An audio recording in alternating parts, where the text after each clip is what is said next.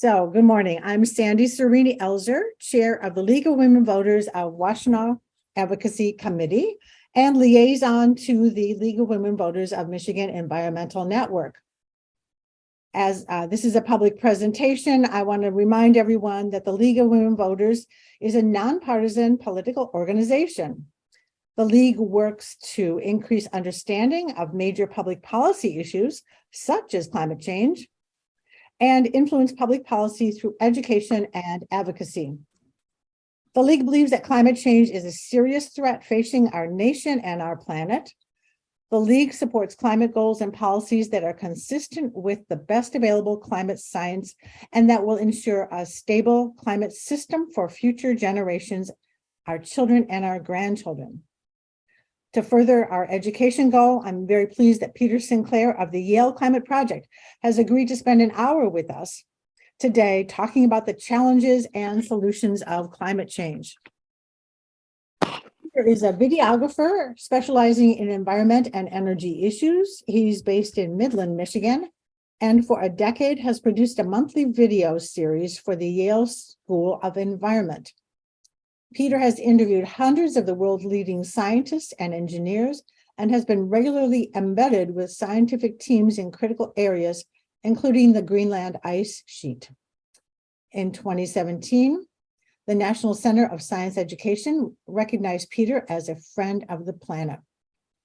His videos are recognized by experts internationally and have established Peter as a frequent presenter on climate, renewable energy, and science communication. So with that, I am going to turn the program over to Peter. Peter? Okay, thank you so much. And thank you for inviting me. This is it's a great privilege. Yeah, I've been specializing as a videographer in areas of climate and energy for the last 15 years. And what I feel most proud of during that time is that the hundreds, maybe thousands of scientists and engineers that I've interviewed during that time have felt enough confidence, gained enough confidence in what I do to, over time, begin inviting me out into some of the remote areas where they do a lot of their work. So for the last decade or so, I've been going to places like this glacier in the Northern Cascades, and then in 2013, 10 years ago now, made my first trip to the Greenland ice sheet. The gentleman you see there is Dr. Jason Box, who was the scientist that originally invited me up as part of something called the Dark Snow Project, which has been an international kind of frequently rotating team of experts focused on communicating about rapidly changing conditions, especially related to ice sheets and sea level. And so this has been just a huge learning opportunity for me to be in very, very close contact with scientists who are actually gathering data and see up close what they're seeing. This is a satellite photo of our dark snow camp on the ice sheet in 2014. So we were actually 2 weeks on the ice sheet, which was a mind-altering experience for me. And then my most recent visit was just this last July. And I was at a glacier front with a team from, an international team from the Czech Republic, the UK, and the United States. And that's led to even more stories to tell. But 10 years ago, when I first went to the Greenland ice sheet, that was a place where you could see climate change dramatically up close. But now, of course, climate change has come to us. And I took this picture about half an hour ago, right outside my front door in Midland, Michigan. So it's January 19th, and we have where it's not completely unheard of to have bare ground in January. it is something that's becoming more common, and because of the temperatures we're seeing, you can see how green the grass is. Looks more like what used to be mid-March or early April conditions out there.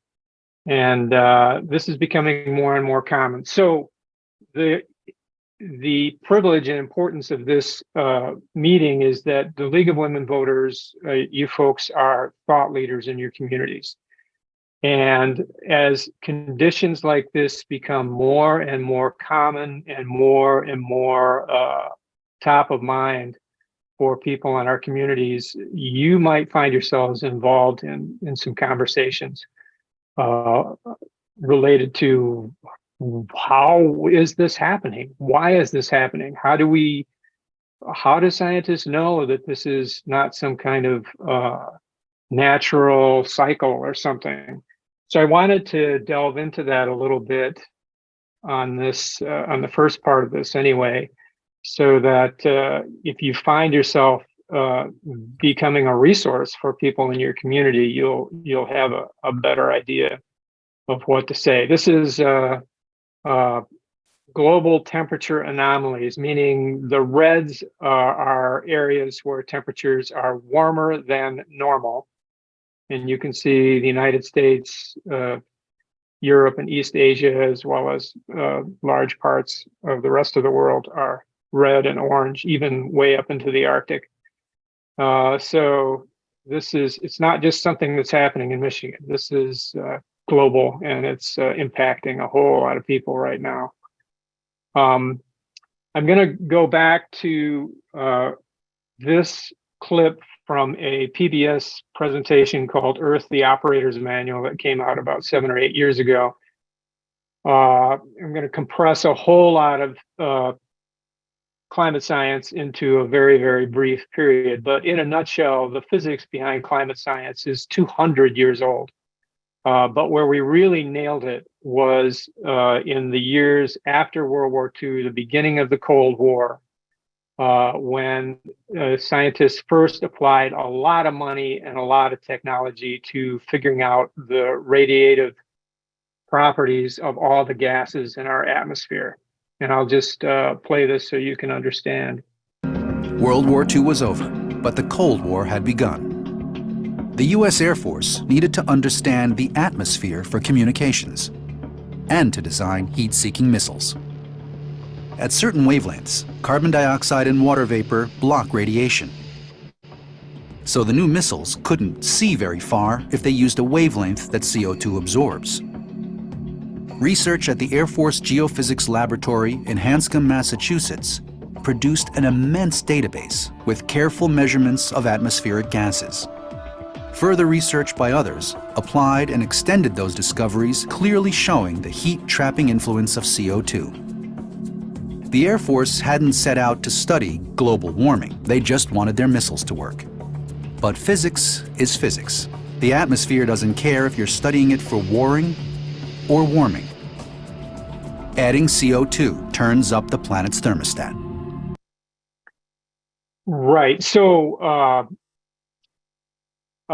we spent an awful lot of money. We nailed down the radiative properties of the various gases in the atmosphere. And we figured out that carbon dioxide is a critical gas. So this is where in the 1950s, we first started coming into something that was more than just theoretical, that we were adding heat-trapping gases to the atmosphere. Heat-trapping gases trap heat, and more heat-trapping gases will trap more heat, and heat makes things warmer. And we'll skip up to a little bit later. This is a recent scientific paper that came out assessing the climate science that was being done inside ExxonMobil as early as the 1970s. And what this, you may have heard this story, but this is sort of an update on it. Recently published paper where scientists actually looked at the data that ExxonMobil was looking at starting in 1977 looking at the global warming projections that they made. And they found that most of their projections accurately forecast the warming that is consistent with subsequent observations. In other words, they predicted what we are seeing now as far back as the late 70s and early 80s. And the Exxon scientists were actually working right alongside scientists from NASA and NOAA and the Department of Energy using the same data and the same models. And they, in fact, came up with the same results. But the company's public statements about climate science contradicted its own scientific data. And so here we are. I'm not going to throw many graphs at you. In fact, I'm only going to throw one graph at you, but this is a pretty good one. You see a whole lot of lines on there. The dotted lines, the colored lines are all projections of global temperature made by various scientific groups going back to 1970. The heavy black line is actual measured global temperature. Okay, so what you can see is that most of those groups, just about all of those groups, were remarkably accurate. This is an unbelievable achievement over 50 years of being able to predict the behavior of a huge system. And it's actually a triumph of physics, but it's given us some pretty sobering news.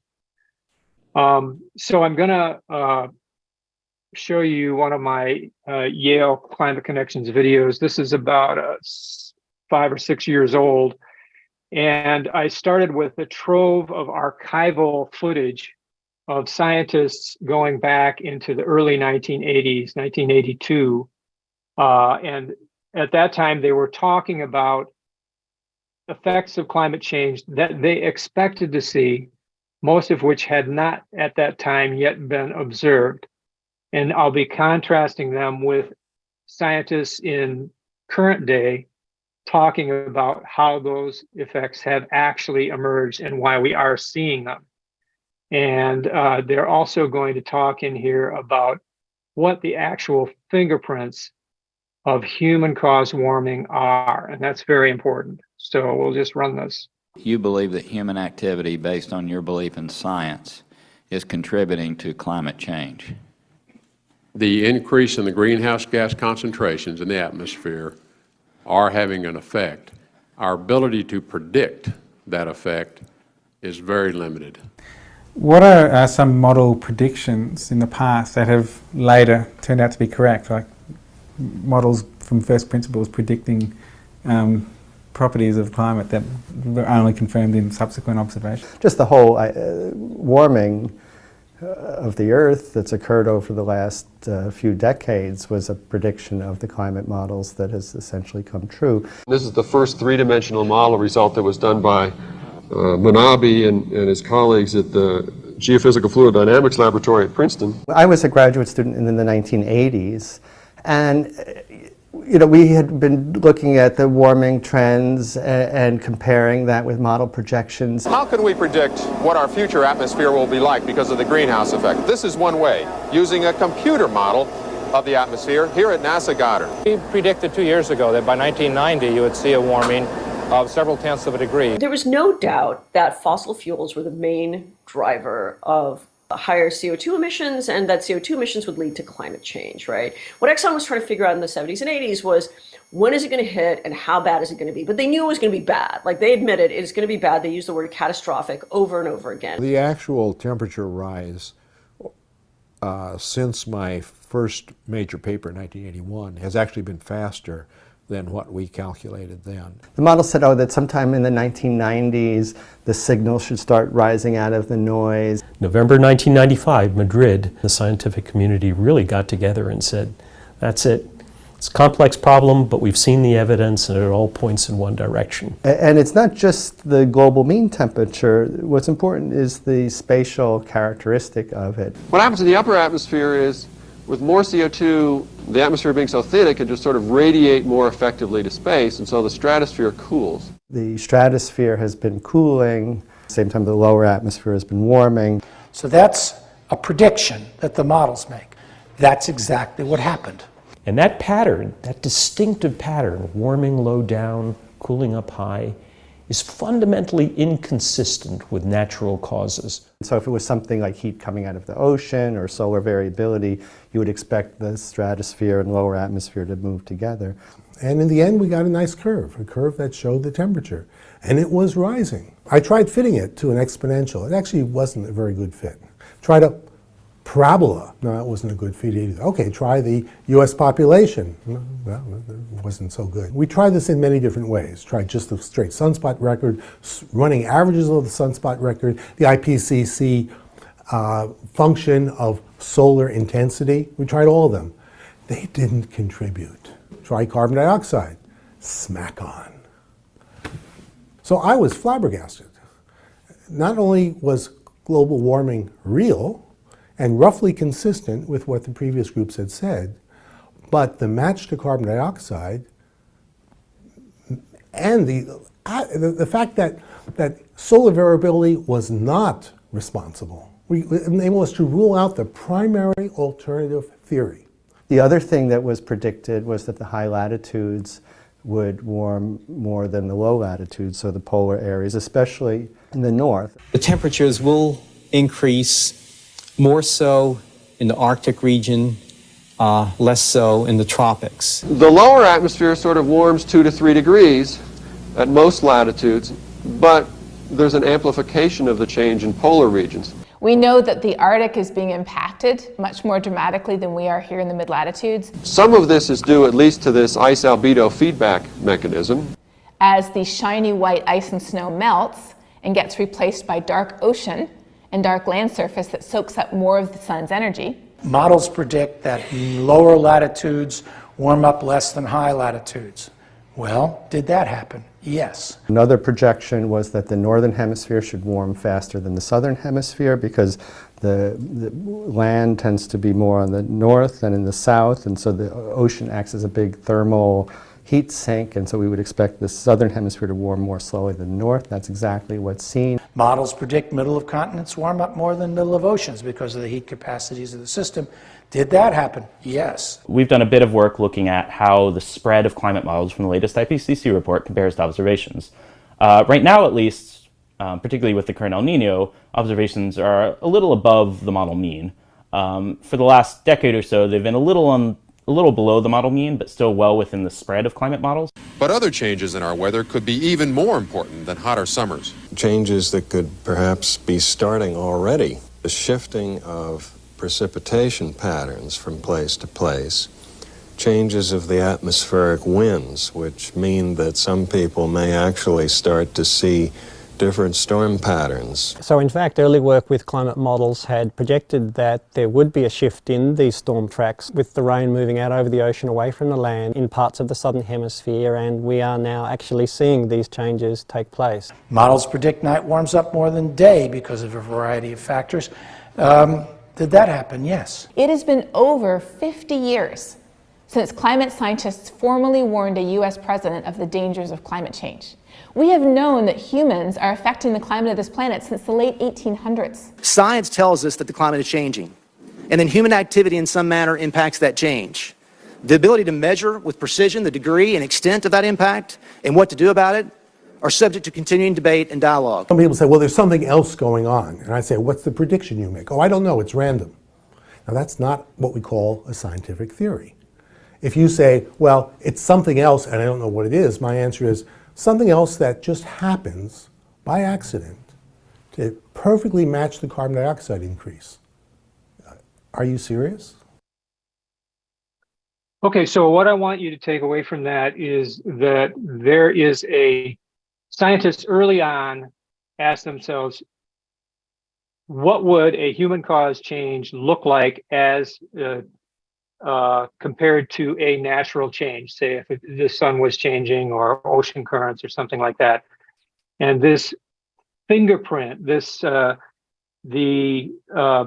cooling of the upper atmosphere, the stratosphere, while the lower atmosphere where we live warms, is like a DNA evidence of the human impact on climate. You don't get it. Physics does not give you that in any other kind of scenario. So that's how we know what we know.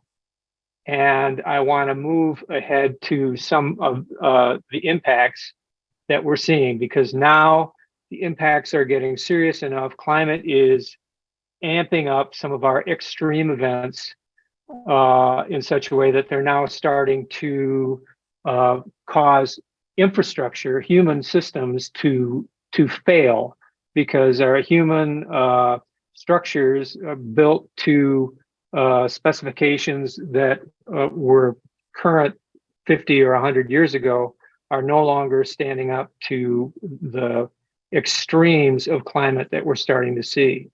And this video I made shortly after we had a failure of 2 dams here in my local area, not more than 20 miles away from where I'm sitting, back in 2020. And 10,000 people had to be evacuated overnight. And it's an example of the kind of events that we're going to start to see more and more of. And so we'll go ahead with that.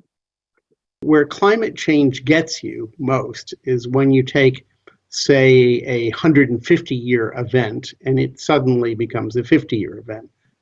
And that's sort of what's happening in many places.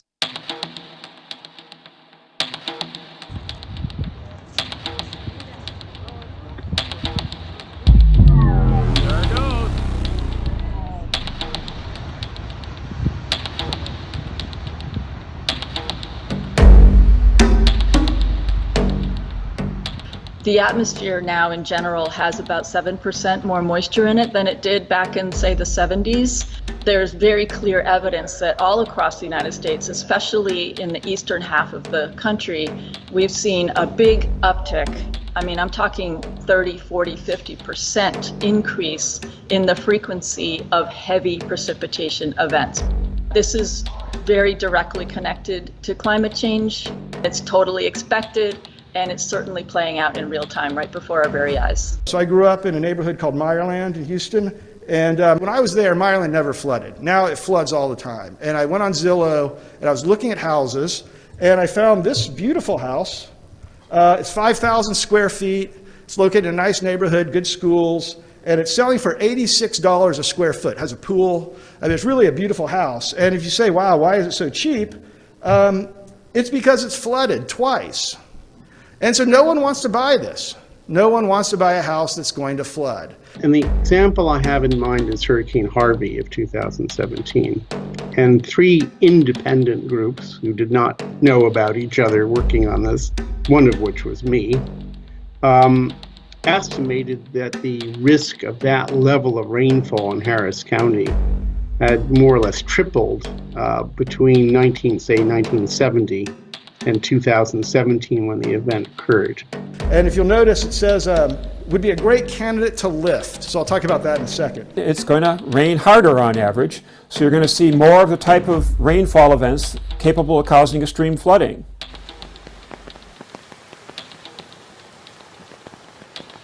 The 500-year flood event, which are, of course, becoming more and more frequent. We've got climate change as a part of that, but also old infrastructure as well. As far back as 1999, the feds warned that the dam needed to increase its capacity to prevent a significant flood from overcoming the structure. And we have a lot of things that we've built that may be vulnerable to a gradual change, pushing them over a threshold and causing an abrupt issue for us. Climate change is this constant pressure on our society, affecting millions of little decisions, affecting our lives in millions of ways, each one of them making us a little bit poorer than we would otherwise have to be. You know, if you live in the Gulf Coast, you're going to have to run your air conditioner more. You're going to have to pay for flood infrastructure. You're going to have to pay to raise houses off the ground for new construction. There are just millions of these little costs that are going to be pushed into all of our lives. You know, the average storm you might encounter every 10 years or so isn't changing very much, but the 100-year event is becoming noticeably, in many places, noticeably more risky.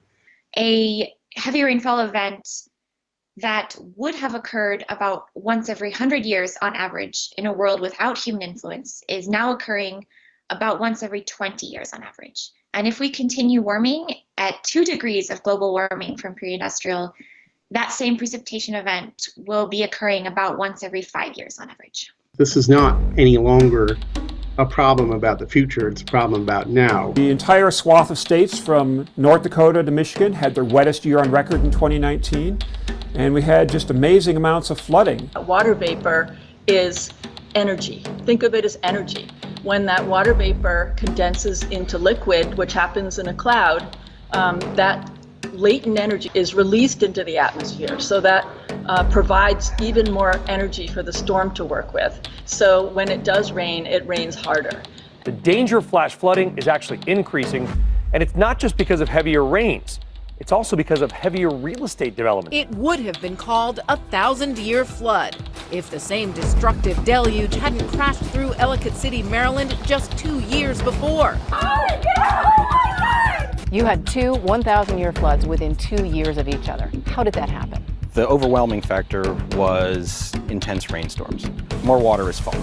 On top of that, we're intensifying land use, which is clearing the natural vegetation and replacing it with impervious surfaces like concrete, asphalt, through which water does not penetrate.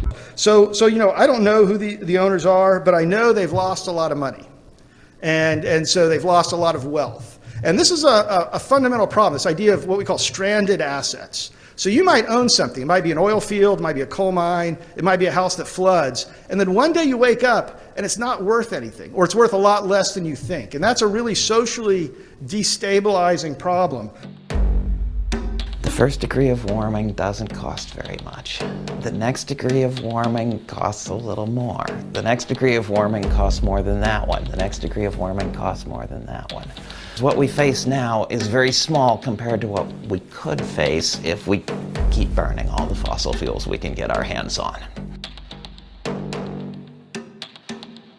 Okay, so there's a whole lot to say about the effects of climate change that we're seeing, the extreme events that we're seeing, and why we're seeing them. But I'm gonna move on to solutions. I mean, we can come back to some of the more specifics of why we're seeing what we're seeing and what the extreme events are going to be doing to us. But I think this is really critical that we talk about the solutions. I have good news and bad news. The good news is non-carbon energy, primarily solar and wind, are, as the Wall Street Journal said 3 years ago, almost 4 years ago, are outshining fossil fuels. And this was actually old news even then when they reported it. And they said wind and solar now represent the lowest cost options for generating new electricity. So don't let anybody mislead you on that. The solutions that we have, in fact, are actually now the cheapest by far new electricity that we can possibly deploy. Here's the graph from Lazard, which is a international accounting and consulting firm that does this every year. Everything to the right is more expensive, everything to the left is cheaper, and this is unsubsidized. So we've stripped out all the subsidies, all forms of energy get subsidies. So this is an unsubsidized analysis. Wind coming in at the cheapest, it's a range, but the cheapest new projects have been wind, followed very closely by a couple of flavors of solar. And then you can see that coal is fading, nuclear is fading in terms of price. Gas still in this graph competitive, but has some challenges, especially over the last year. Over the summer, we saw this headline in the Wall Street Journal again: electric bills to soar across the country. And this was because natural gas prices were really rocketing up, and that is because of the global supply shortage that was made worse by the war in Ukraine. We've got a very large oil and gas producer in Russia that has decided to wage economic war using fossil fuel as a weapon. And you may have seen this picture of a sabotage pipeline in the Baltic Sea in September. Most everybody believes that Russia blew up this pipeline to underline for Europe that they weren't going to be getting more gas supplies going into winter. And they hoped that this would be a big intimidation factor and aid their war effort. So this is the graph from yesterday of the Henry Hub natural gas prices in the United States. 10 years ago, the United States would have been insulated from gas increases in Europe or Asia because we weren't exporting to those markets. We were not part of the global market. But that law was changed. We started exporting natural gas in these big tankers called liquefied natural gas tankers. And so now we are part of the global market. So when the Ukraine invasion took place, you saw a giant spike in natural gas prices here in the United States. Went up by about a factor of 3. In Europe, it went up by about a factor of 10. But the point is, because we're part of the global market, no matter how much gas we produce on our own soil, as long as that gas is priced on a global market, as long as there is somebody willing to pay 2 or 5 or 10 times more than we are here in the United States, we're going to be held hostage to anybody that wants to manipulate the price of natural gas, or any war or natural disaster or whatever that might occur going forward. I would have thought we've had several opportunities in my lifetime to learn this lesson. I'm hoping that we learn it now. We talked a little bit about nuclear. The reason that nuclear is priced so high on that graph is primarily because the single nuclear project that is currently just about finishing construction here in the United States is the Vogtle plant in Georgia. And because of huge cost increases and delays that have characterized that construction process, those prices are, the Georgia ratepayers are going to be paying spectacularly high prices for that electricity for the next 40 or 50 years. And you can see the comparison here, but the Georgia Public Service Commission made to the prices of both gas and solar. So many nuclear power advocates are going with the idea that there will be some kind of new technology, the so-called small modular nuclear reactors. And this is some video of Bill Gates, big proponent. In fact, he's put a lot of money into one of these advanced nuclear projects. This is him talking in 2016. By 2022, if everything goes perfectly, our demo reactor will be in place. And by 2028, again, assuming everything continues to go perfectly, it will be a design that could be replicated and built in many, many, many places. Okay, so it did not go perfectly. It was not available in 2022. The prototype schedule slipped to 2028. And then more recently, we had this headline, yet again, another delay for not just this design, but pretty much all of these small modular design have slipped because the Reuters report here says worries about supplies of a special fuel currently made in Russia. It turns out that all of these designs rely on a particular kind of uranium fuel called high assay low enrichment uranium, 100% of which is currently manufactured in Russia. And so now we're going to basically have to recreate that part of the uranium fuel cycle, either here in the United States or in reliably friendly countries. And most of $1 billion was tucked into the recent Inflation Reduction Act, specifically to jumpstart that part of the fuel cycle. And so it has set back all of these small modular nuclear projects until sometime in the 2030s. And that's just not fast enough to deal with our problems. In the meantime, climate change is not slowing down. And the impacts that we're seeing from climate, such as this past summer's drought and heat wave in Europe, show that the climate itself is now starting to impact our ability to generate energy. So, for instance, rivers were at historically low levels across Europe, which means it makes it harder to cool power plants that rely on cooling water from rivers.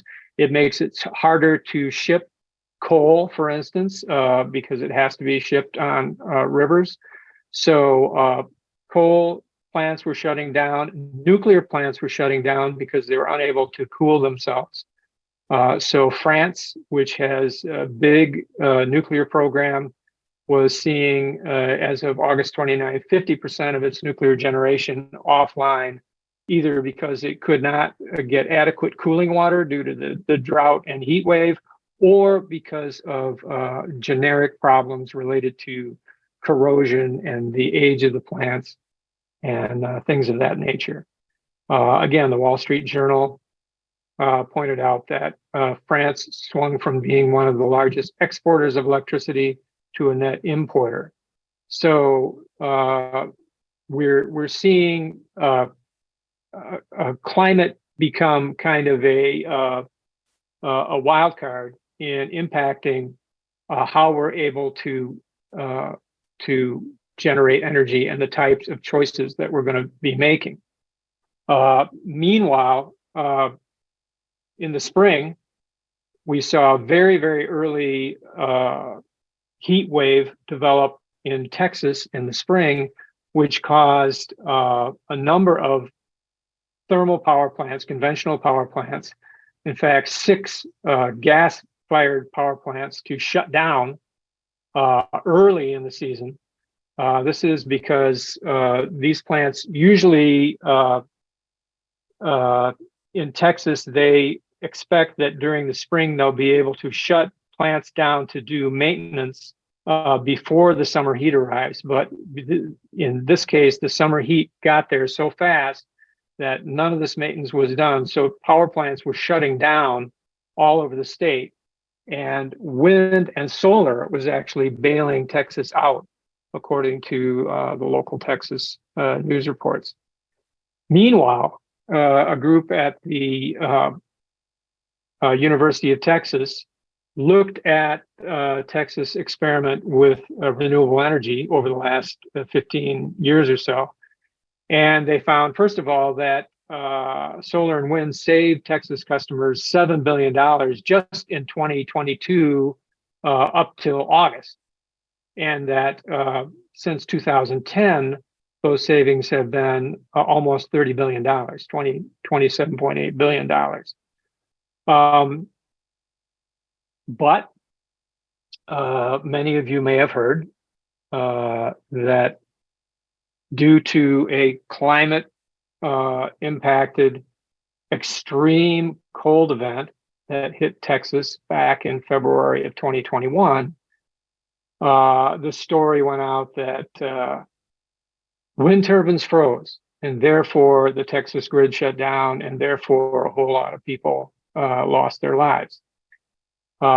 Actually, I was monitoring that event very, very closely through the network that I have on social media, and even called some people that I know down there as that event was evolving. So I tracked it very closely, not just through experts on the ground, but also through the very effective coverage by Texas local media.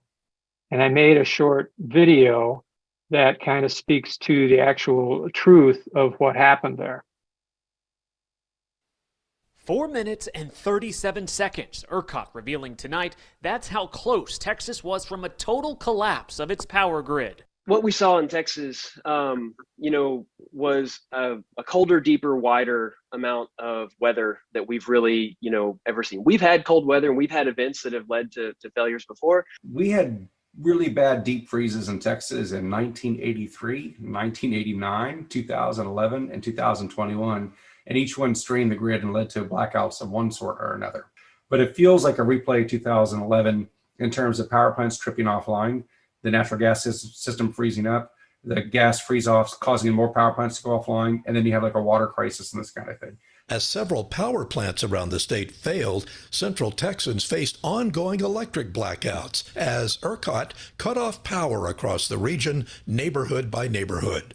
The feds had warned Texas of poor winterizing plans a decade ago after another big freeze crippled the state.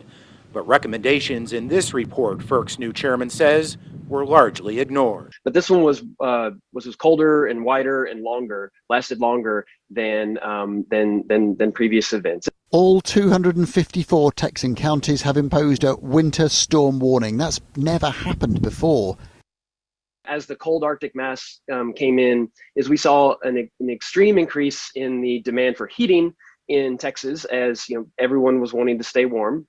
About 60% of homes in Texas use electricity, 40% use for natural gas, and we just saw like an extremely high amount of heating. Now we meet peak demands like this in the summer all the time. The difference between this event and that event is there was competition in the natural gas system. So while power plants were wanting to consume natural gas to make that electricity, homes were also wanting to consume natural gas for heating. And at the same time, our supply out of West Texas, we had some wells freeze off, some gathering lines freeze, and we weren't able to put more gas into the system, and we ended up short on the natural gas system. So some power plants couldn't get gas. Some other power plants also had freezing issues with cooling water or sensors or all kinds of things. When it all came down to it, we lost about 40% of our thermal fleet during the time when, we were, demanding the most amount from both of these systems. Transmission connections between Texas and the rest of the United States are really pretty limited. So it's difficult for other places in the United States to come to their aid by shipping power. Every source of power that the state of Texas has been compromised. The entire natural gas system from the wellhead to the power plant really just broke down. Access to coal generated power, access to gas generated power also have been compromised, whether it be with regard to systems freezing up or equipment failures. It's just frozen right now. It's frozen in the pipeline. It's frozen at the rig. It's frozen in the transmission line. So they are incapable. The natural gas providers are incapable of being able to come up with a gas that feeds into the generators that generate the power that will send power to people's residences there in the Dallas area, as well as our nuclear power facility. One of the lead reasons in the Houston area in particular that caused power outages is the South Texas nuclear project was shut down because of an operational difficulty. Comanche Peak, which is a nuclear reactor, was within just minutes of going offline. And if that had happened, we really could have had a blackout. By far the biggest piece, the piece that overwhelmed every other piece of the story is the way that the gas systems and the gas electricity wasn't there when we needed it. Actually, it's more their natural gas plants that have been affected by the cold weather than it is their wind. And wind turbines had their trouble with ice on blades, but wind wasn't the biggest problem for the grid. The biggest problem for the grid was the frozen thermal plants, the plants that use coal or natural gas or nuclear that really didn't show up to perform. You'll hear the people who talked about the freezing of the wind turbines. It was a very small percentage of the power generation that was lost in Texas from renewables. The vast majority was from baseload generation. During the daytime, solar was the one thing that far outperformed and gave us way more power than we expected. It's a complex set of factors, but what we know right now is that the wind power plants are mostly meeting their expected performance levels. But what is not happening in Texas is that many of the thermal power plants, the plants that boil water to make electricity, like natural gas-fired power plants, coal-fired power plants, and at least one nuclear unit, are not producing energy. They're suffering outages, and that dwarfs the amount of wind resource that's not performing right now. So it really is a traditional power plant problem, not a clean energy problem. I and many others have been telling them for years, you should be starting to think about extreme weather events that we know are getting worse, demonstrably, regardless of your viewpoint on climate change and cause. Texas is in the gun sights for an awful lot of extreme weather, and extreme weather is getting worse and worse. We designed this entire grid for Ozzie and Harriet weather. We are already facing Mad Max, and it's getting worse. So, perfectly stated, we designed our grid and a whole lot of other things for Ozzie and Harriet weather conditions, and now we're looking at Mad Max. I want to just direct you to this short clip. You just heard Texas Governor Abbott talk to the knowledgeable Texas media that he knew were well informed on what was going on. And this is him appearing on Fox News the same day as what you just heard. And I want you to just compare the story that he told Texas media versus what he told what he assumed would be a less informed Fox News audience. Sean, this shows how the Green New Deal would be a deadly deal for the United States of America. Texas is blessed with multiple sources of energy, such as natural gas and oil and nuclear. But you saw from what Trace said, and that is our wind and our solar got shut down, and they were collectively more than 10% of our power grid. It just shows that fossil fuel is necessary for the state of Texas as well as other states to make sure that we'll be able to heat our homes in the wintertime and cool our homes in the summertime. So draw your own conclusions about that story and Governor Abbott's veracity.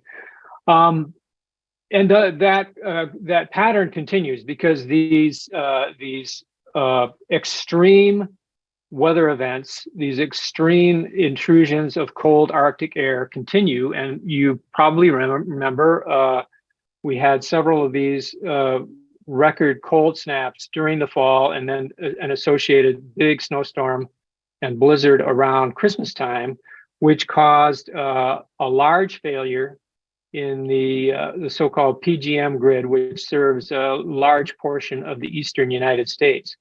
23% of their power plant failed during that December storm. And of that, 70% was natural gas fired power plants. So it's obviously we need to winterize and update the systems that we have. And we have to move to a system that is not only carbon free, to avoid further climate damage, but we have to have a system that has really good transmission from one region to another and is backed up by battery storage. And in fact, Michigan is well placed to deploy clean energy precisely because we have a battery storage capability here that is foremost among states in the United States because of installation very few people know about near Ludington, Michigan. And I'm going to have a couple of experts explain it to you here. Wolfgang Bauer of Michigan State, and you're also going to see Patty Poppy, who up until 2 years ago was chairman of Consumers Energy. The remaining question is, of course, what do you do about energy storage, right? And fortunately, in Michigan, this has been solved completely.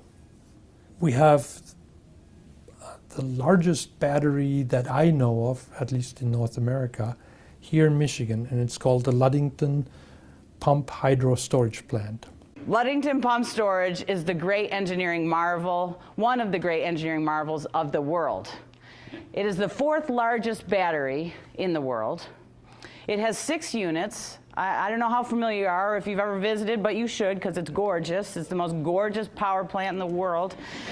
On the banks of Lake Michigan, pumps water up into a 27 billion gallon reservoir, and we have the 6 largest motors in the world.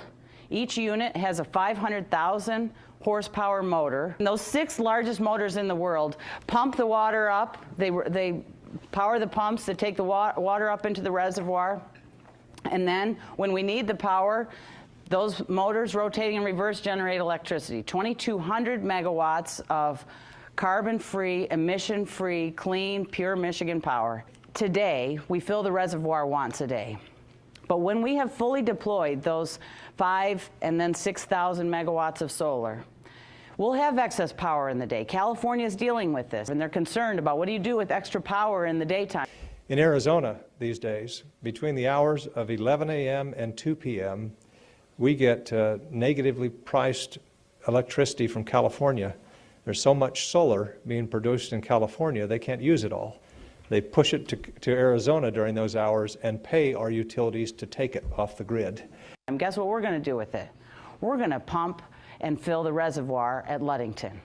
And then we're going to use that reservoir to serve the peak load. And then at night, our wind farms generating extra electricity will also then refill the pond, and we're going to get to refill that pond twice a day because of the upgrade we've done on those motors. That is exciting. That doubles the capacity of that battery for the service of people of Michigan and the inclusion then in our clean energy plan. Okay, I can see already that I'm running a little bit long here, but bear with me. This is important, and we're going to get to things that people need to know about so that they can take action. The war in Ukraine is likely to speed up this shift. This is rocket fuel for the clean energy transition. Not only energy security, but countries that want to get out ahead of the curve. So a recent article in the New York Times said the US will need thousands of wind farms. Will small towns go along? And this is the key.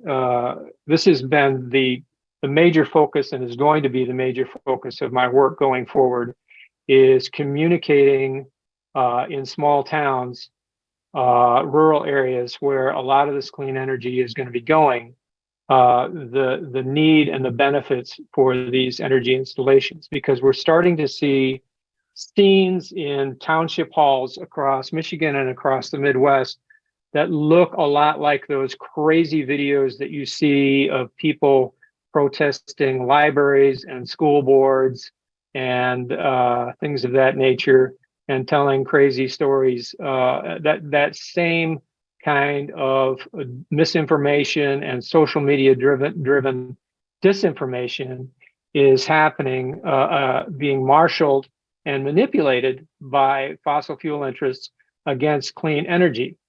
And recent article in Bridge magazine talked about one particular epicenter of that kind of activity, which is Montcalm County, where I've been involved quite a bit over the last year. And in fact, just a week ago, I interviewed a number of former township officials in Montcalm County who have lost their positions and been faced with this fossil fuel coordinated, misinformation-based, really fanatical opposition to clean energy. And I'll just show you some of their comments here. There's one gal that I won't mention her name, but she lives off to the east of us, who has stated in writing, whenever she sees a wind turbine, she thinks of the apocalypse and the end of the world. You know, and this is the kind of stuff you deal with, and you can't really have a conversation with them, and we just had to decide, well, it's not the best use of our time to engage with this people, because a lot of these people, this is their religion, this is their cult, and they're not going to change. It's almost like a cult type deal, is what it looks like to me. If you're an anti-wind person, whoever's behind this, you believe everything they say and nothing that anybody else has to say. It's truly, truly frustrating, because people you thought had a lot of common sense have turned into like this, whoever the big cheese is, that's who they believe. But I think the one over the top was when one of the men was a friend of ours. It stood up and said, "You're all going to hell." And I'm, it just all, what do you say to that? Because we don't agree on a subject, no. One meeting, one of the gals, she come after me and another fellow that was on the board.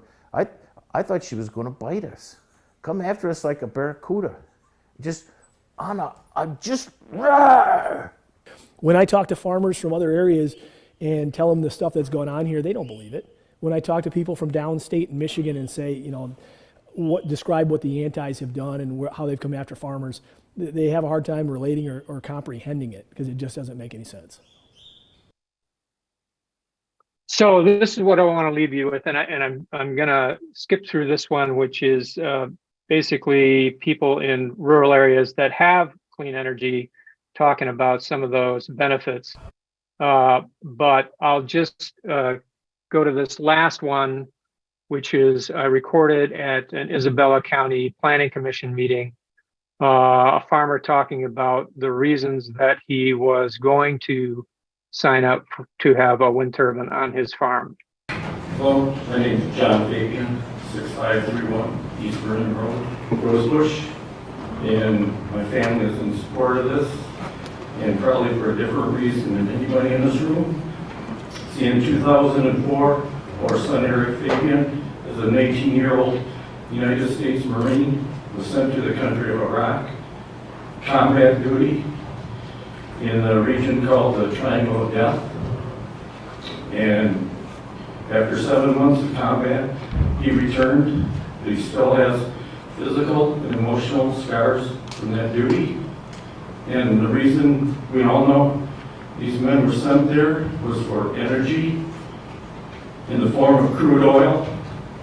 And 15 years later, we still send our young people to the Middle East for crude oil. And projects like this that create the energy right here that's going to be used here, not put in a tanker and sent around the world. These are the projects we need.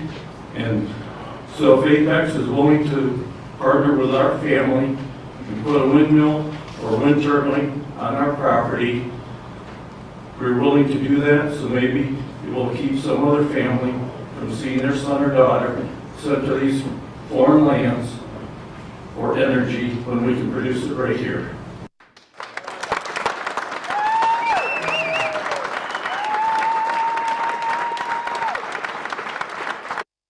Okay, so I'm gonna, and I apologize, I ran a little bit long, but I'm gonna stay as long as anybody wants to with questions. If I can answer them, I will. And I want to point you to some resources, because here's where we need people.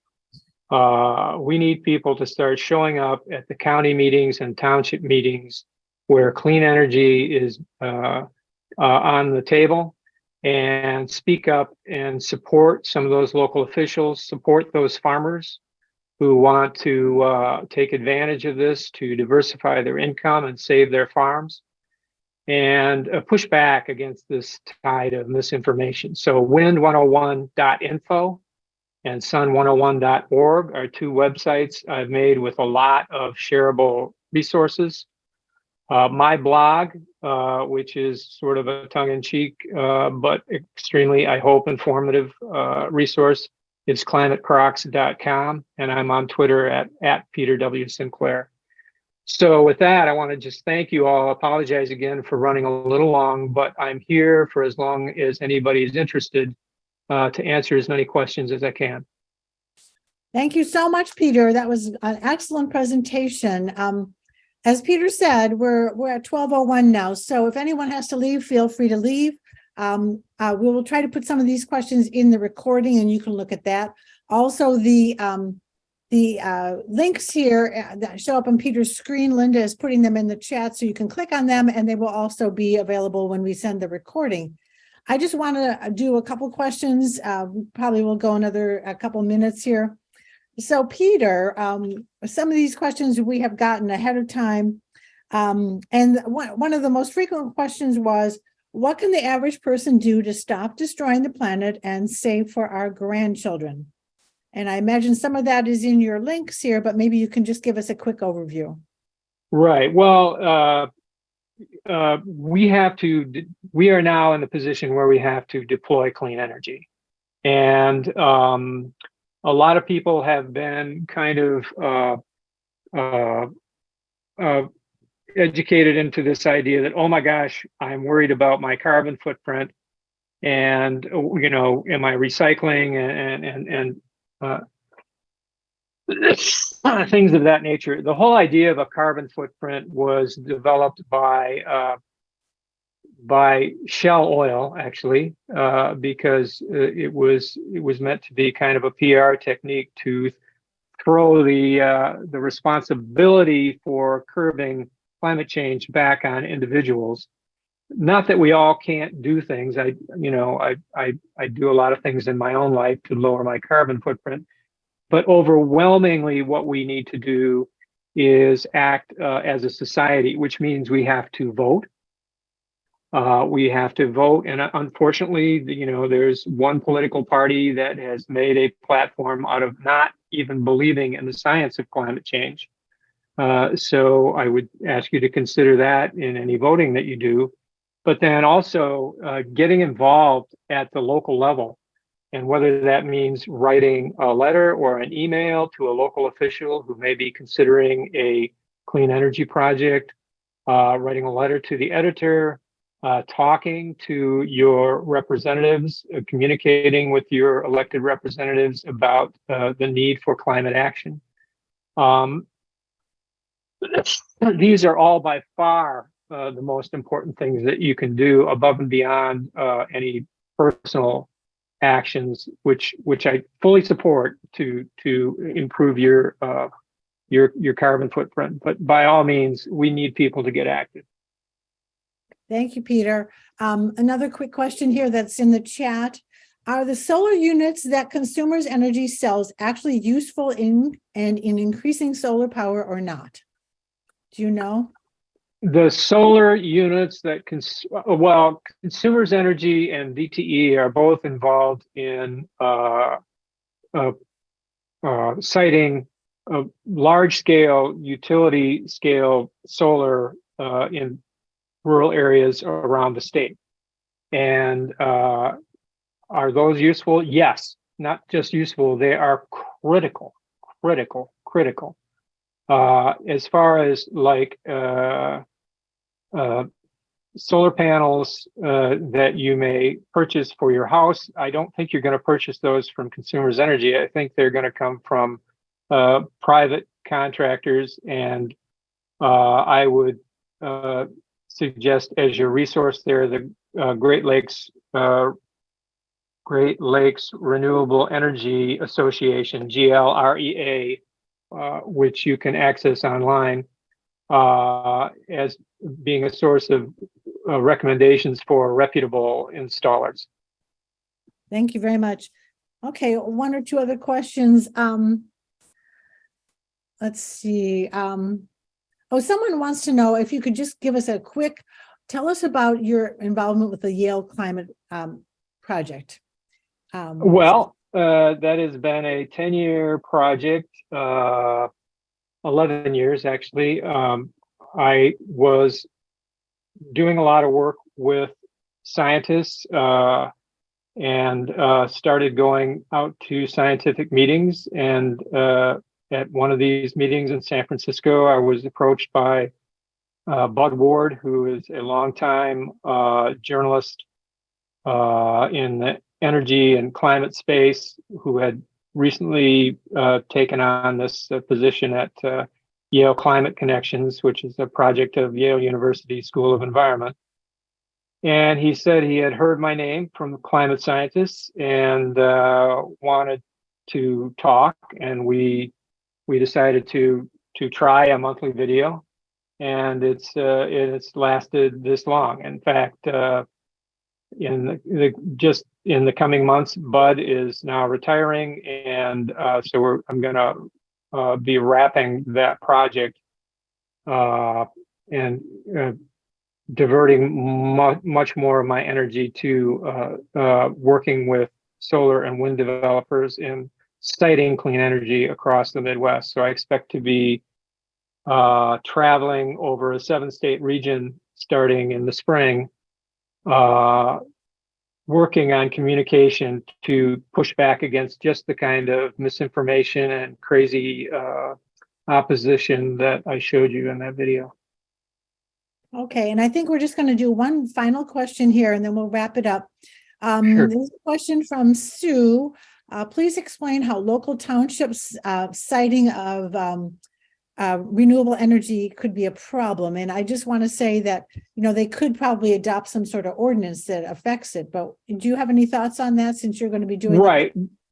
Well, if you want to build something, there are zoning ordinances, and some townships are zoned and some are unzoned, but basically the fossil fuel industry has very shrewdly identified the smallest units of government as being potential choke points where an unfavorable ordinance can essentially make a facility impossible by setting unreasonable requirements, which is actually kind of illegal in terms of the spirit of the law, because the law says if a land use is legal, you can't make an ordinance that is specifically designed to scuttle that particular project and thereby deprive someone of their property rights. So for this reason,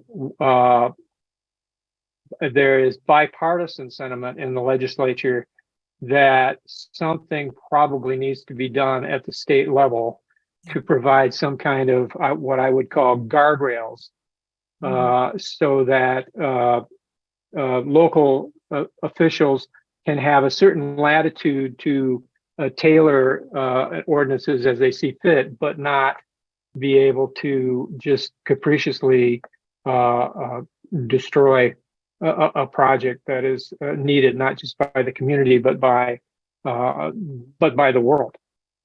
Yeah, that's exactly right. I know that there are laws, state laws, that limit what townships and local governments can do in regulating cell towers. So I'm sure they can do something for wind or solar. So Peter, once again, thank you so much for this wonderful presentation. You've got all sorts of compliments in the chat. Oh, good. Thank you so much. Thank you and very thank much. everybody for coming out. Yeah, take care. Bye-bye. Bye now.